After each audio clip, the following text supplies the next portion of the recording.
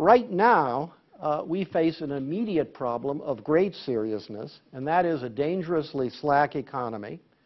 For us to be focusing now on dealing with the longer-term problem through measures that promise to aggravate the near-term problem is, in my opinion, truly weird. I think it's important, even as we consider how this committee is going to function, how the budget process is going to play out, that we not forget the weirdness of the priorities that are expressed in that policy.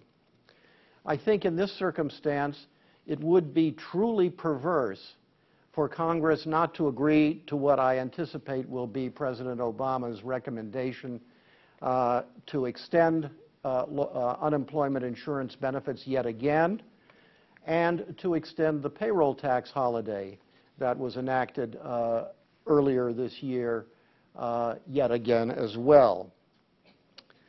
In my view, the current policy right now would be a combination of short-term stimulus, including investments in public works that we can finance at historically low interest rates, together with longer-term deficit reductions enacted now, but to take effect only when the recovery is well established and unemployment has fallen to certain target levels.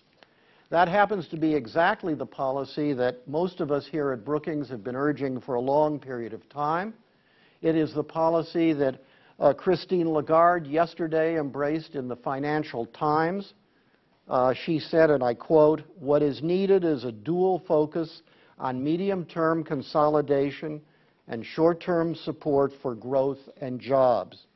That view is identical to the positions taken by reputable economists with such widely varying political positions as Paul Krugman and Martin Feldstein.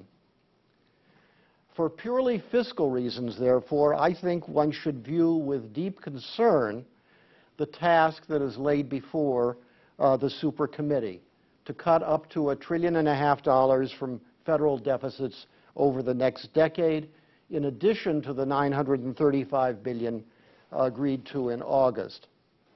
But there's an additional and equally important reason, I think, for concern. If the committee does not agree to cut at least $1.2 trillion through explicit measures, then some or all of $1.2 trillion will be cut through an automatic sequester. And those implied cuts would reduce both discretionary spending and national defense spending to levels that would threaten basic economic interests in the nation.